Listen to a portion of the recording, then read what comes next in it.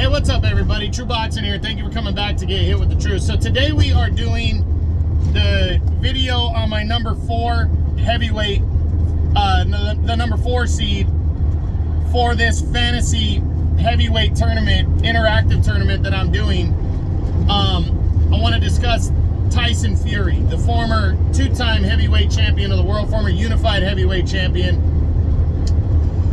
Before we get into that, if you could smash the like button, leave a comment, or subscribe to the channel, I really do appreciate any and all support that I can get as I continue to build my channel here. So again, guys, doing this fantasy heavyweight interactive tournament, going over the careers in the 2000s because we're trying to determine who the best heavyweight was from the year 2000 all the way to 2024 here. And the number 4 seed going in is Tyson Fury. Why is Tyson Fury number 4? Only 5 world title fight victories, 5-1-1 in 7 world title fights. But I'll tell you why. Based on my point system, he finished with the 4th most amount of points. You get added points for becoming, for how many titles you win. But Vladimir Klitschko, but the victory over Vladimir Klitschko is monumental. It's a lot of points to beat Klitschko because of how many victories Klitschko had, because of how dominant during this 25 years Vladimir Klitschko was. So to score a victory over Vladimir Klitschko is a lot of points. And then he also has a victory over over the next guy on our list who had 10 victories. And that's Deontay Wilder. He had 2 knockout victories over Deontay Wilder.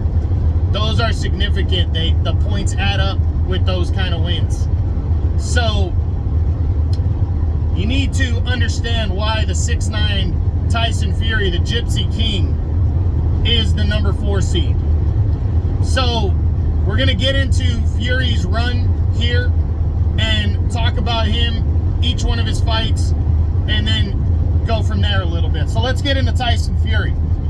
Tyson Fury, I remember watching him early on before he, became a thing, and I wasn't all that impressed. I remember the fight with Steve Cunningham because I was a Steve Cunningham fan, and I was like, wow, Steve Cunningham's fighting a 6'9" heavyweight.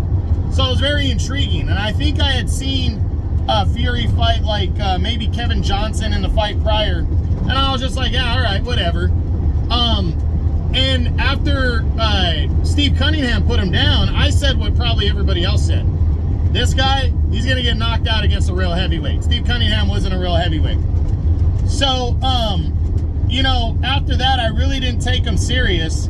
And then when he signed on for the title fight with Vladimir Klitschko, I was like, oh, Vlad's going to take this guy to school, But his antics and all that kind of stuff, I don't like guys like that. I don't like when you're that flashy and until you've established yourself, I guess, a little bit more. But I've never been a guy that's really into the real flashy type fighters like that are flamboyant and out there like that. So Tyson Fury, I was hoping Vlad was going to put it on his ass.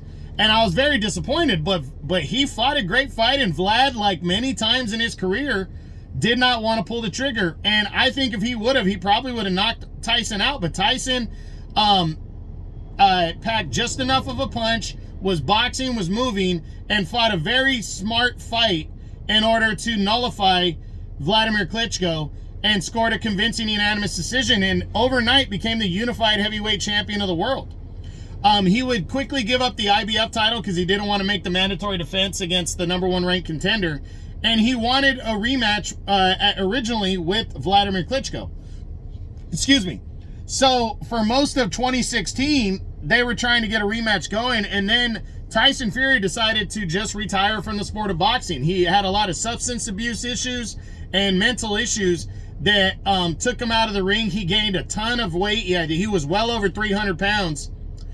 And out of the sport, and it was very disappointing because you wanted to see what the guy could end up being. Well, in 2018, Tyson Fury made a comeback, and he took on a guy named Sefer Seferi, and got a 4th round stoppage win and then took on former world title challenger Francisco Pianeta and got a 10-round win. And then there was talks of him challenging Deontay Wilder for the WBC title, which was very intriguing. And but nobody was really giving him a chance against the 40-0 Deontay Wilder, who I think had won 39 fights by knockout at that point. Nobody was really giving him a chance to win this fight. And he went in and boxed beautifully. He was outboxing, outclassing Deontay Wilder. In the 9th round, Wilder knocked him down impressively. Fury got up, and then I believe it was the 12th round. I think it was the 12th and final round, or that was when the big knockout happened. I can't remember which rounds. I think it was 9 and 12, but he got up at the count of 9. Still a controversial thing. A lot of people thought the fight should have been stopped, but Fury got up, finished the fight strong, and it went to the scorecards. And in a fight that I thought he cleanly outboxed Deontay Wilder, even despite the knockdowns, the fight was declared a draw. Controversially a draw, and Tyson Fury was not able to grab a hold of the WBC belt. But a lot of people wanted to see a rematch, and we would have to wait for I think it was about 14 months.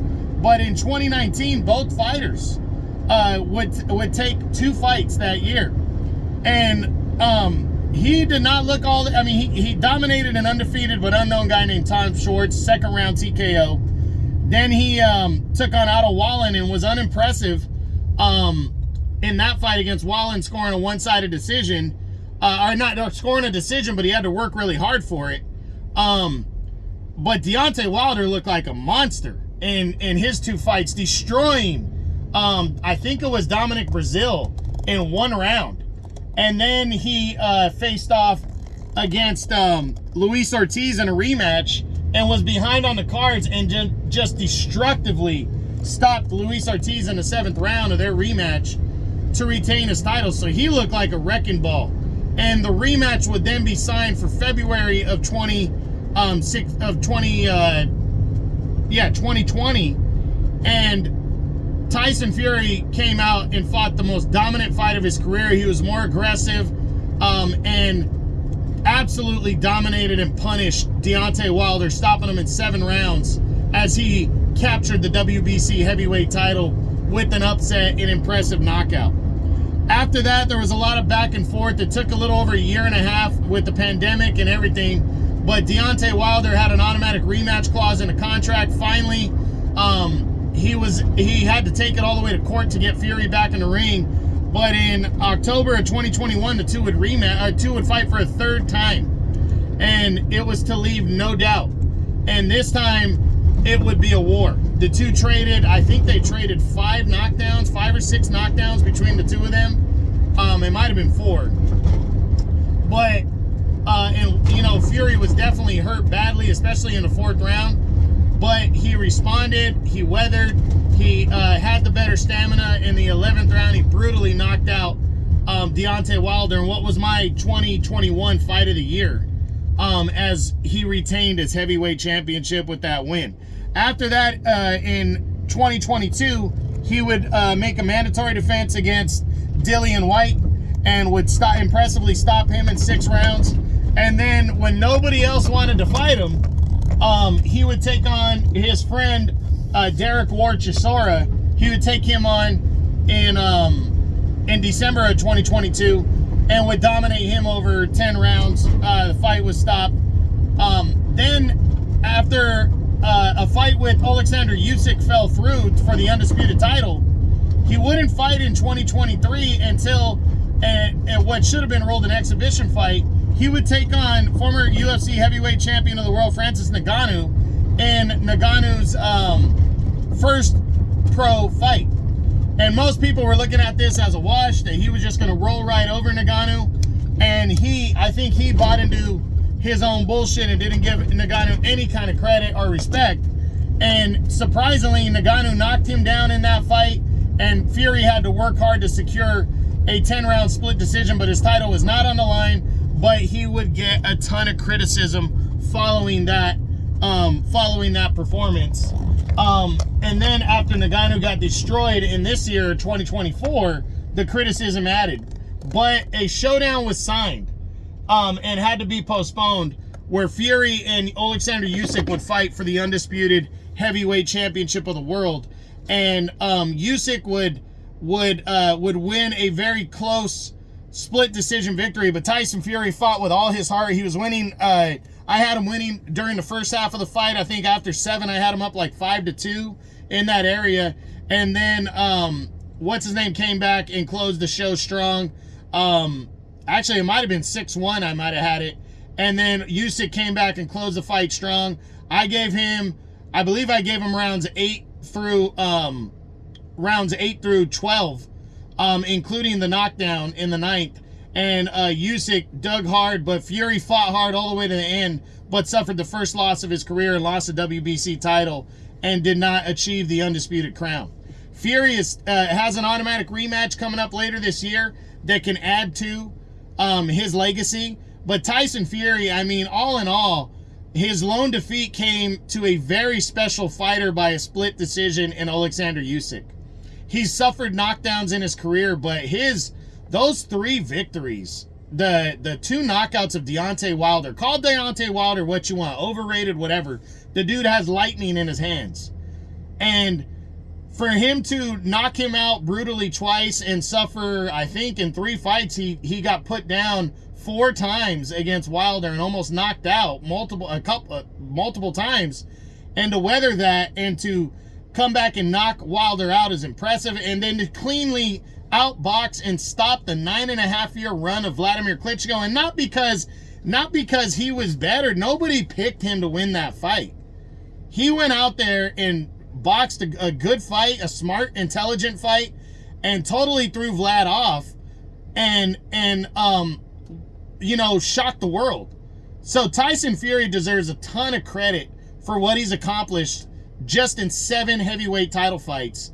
And he's really made history. And I honestly believe he's got a serious chance of adding to his legacy in December when he takes on Alexander Usyk. But that isn't part of this tournament, so we don't know. But Tyson Fury is the top 6 guys in this tournament have accomplished the most, because this 25 years has been the land of the giants. And Tyson Fury was a huge part of that. So Tyson Fury, my number 4 heavyweight, number 4 seed heading into this fantasy boxing tournament that's interactive to determine the best heavyweight of the last 25 years. So I hope you enjoyed this video. If you did, smash the like button, leave a comment, or subscribe to the channel. This is True Boxing. You've been hit with the truth.